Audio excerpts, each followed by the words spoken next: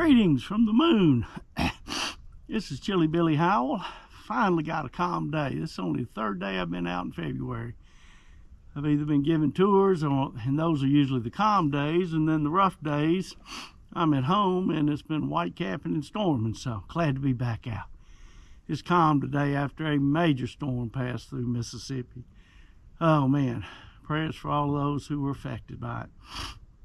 But I'm glad to be out here today. And man, I was just thinking while I was coming out here. Imagine I, of course, read a devotional every morning, then we'll read from some theological book. And we've been reading Chesterton lately. And Chesterton was a philosopher, a theologian, a columnist, a novelist. I mean, he did everything. I think he wrote 80 books, like more than 200 poems, and I think like 4,000 articles or essays. Anyway, it's always been said that if there wasn't a Chesterton, there wouldn't have been a C.S. Lewis or J.R.R. Tolkien. But anyway, we were reading from Chesterton's Orthodoxy today, and Chesterton was talking about the world that we live in, and that things are not great, but we don't love things because they're great, but basically things are great because we love them. And he said it's not that the world is too sad not to love, or too glad, or it's not too sad to not love, or too glad not to love.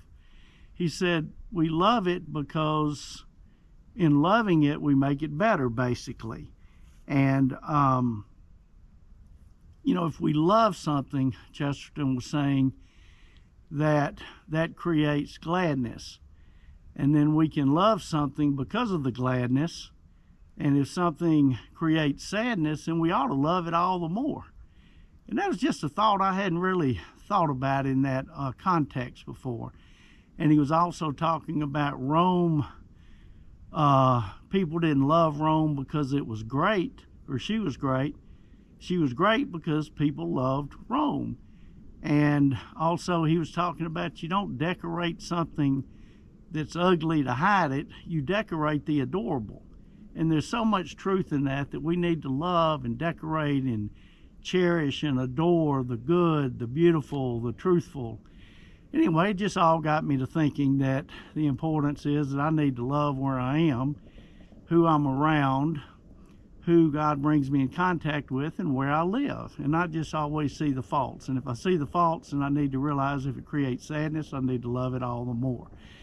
It's kind of like agape love is the type. There are 4 types of Greek love. Agape love, which is unconditional. Storge, which is kind of an old shoe love.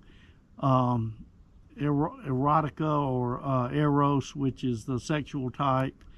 And then philo, or that is kind of like a brotherly love. But agape is when you love something unconditionally. And really, if we want to change something, we got to love it unconditionally. And that's one of the hardest things in the world for me to do. So anyway, I hope that I will love better this year and that God will help me. But I thank Chesterton for giving me insight into things that I don't normally see in the way he presents it. Now, he can take 3 pages to set up a proposition, but then boom, he's got it. So anyway, I love being out here. Cheers. Y'all have a good day.